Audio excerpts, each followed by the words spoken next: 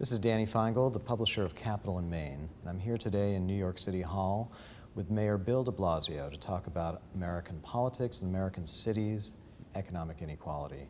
Mayor de Blasio, thank you so much for being here with us. Thank you.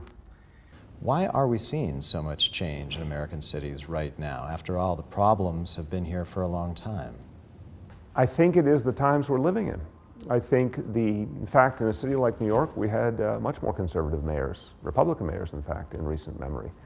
That's true in many major American cities, but something has changed because of the economic crisis and the decline of the middle class. I think what's happened is that people who, in the past, had some expectation that their economic fortunes would rise and the next generation would do better, are now seeing a reality where they themselves are economically stuck.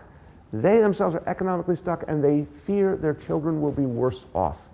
They do not hear solutions, to say the least, from the Republicans. I think, in fact, most of the American people, certainly in our cities, understand that these are Republican policies that got us here. They need to see more from Democrats, and I think what's happened is, at the city level, progressive Democrats have risen to the occasion and been chosen time and time again. You know, you look around, a lot of us had primaries. Ed Murray came out of a tough primary, Bill Peduto in Pittsburgh.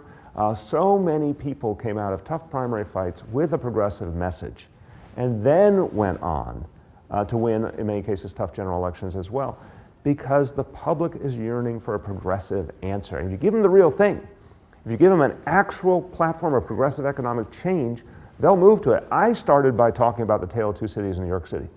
And it is very important for all progressives to acknowledge we have an income inequality crisis in this country that will endanger the entire future of the United States of America.